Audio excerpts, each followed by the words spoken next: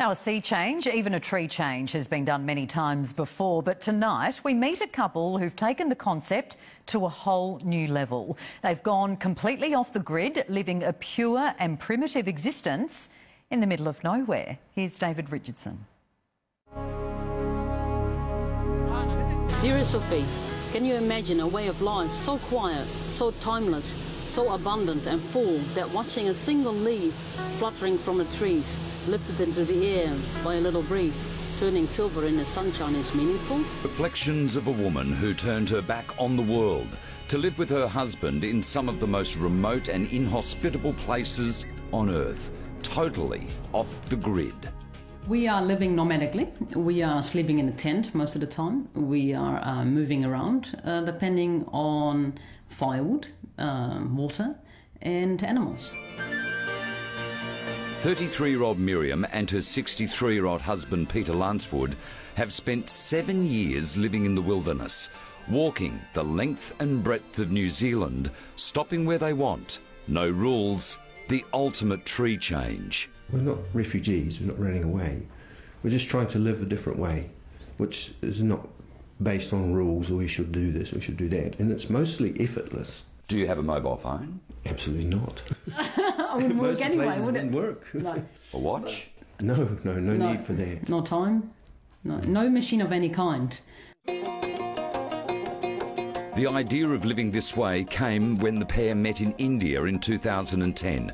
Despite the obvious age difference, they married soon after and began the ultimate social experiment, living out of a backpack with nothing but their wits and skills and each other to survive. This is a knife. And you use that to do what? Oh, this is my hunting knife. On an average day, what are you eating? Possum? Possum, goat, hares, well, rabbits. If we're able to bring in our camp ovens, of course we bake bread. I carry spices because I'm the cook, she's the hunter. Yeah. And so Indian spices, and we make basically Indian style curries out of everything. Growing up in Holland, a vegetarian, Miriam learnt to hunt first with a bow and arrow. Now she hunts with a rifle, taking just what they need to eat each day. But it's not all idyllic out here. The beauty hides Mother Nature's true power, and it has thrown curveballs at them in the past. Once we were sort of stuck in a little 100-year-old hut, and we couldn't go down the mountain or up the valley because the rivers were flooded. And so we were stuck in that hut, and we thought tomorrow it will stop raining, but it rained for 3 weeks. And that's when you learn endurance and sort of surrender to the weather.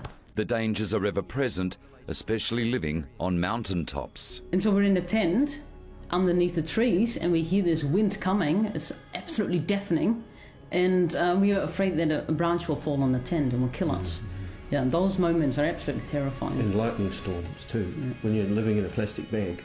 It doesn't do much protection. And they're not cut off from the world entirely. Occasionally, Miriam will head to the nearest town to stock up on supplies, normally fruit and veggies, and busk for a little extra money. How much would you spend in an average week? Very little. Very little. Yeah, less than $100 a week. We live on about $5,000 a year. There's also the royalties from Miriam's book about her 7 years in the wilderness. We caught up with them in Australia for a few short hours. Now they're attempting to walk from France to Istanbul, a 10,000-kilometre trek, living in the wilds of Europe.